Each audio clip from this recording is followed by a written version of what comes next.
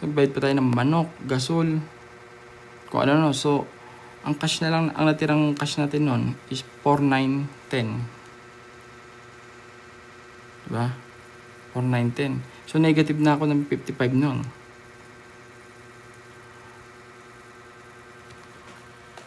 Ibig sabihin mas dumami yung produkto natin kasi nagdadala pa ng manok si Kuya Geraldo. Hindi kasama sa kapital pati yung bigas. Yung bigas hindi ka rin kasama sa kapital. Dito natin kinuko sa expenses natin yan, yung bigas.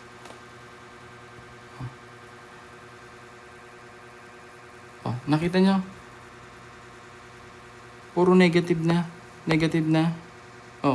Kaya nun pag sinasabi ko kay Rose na wala na akong pera. Wala babaan pamalengke. O kaya pag ako nagpapamalengke, ito pinamalengke ko. Yan. Ito, yung mga yan.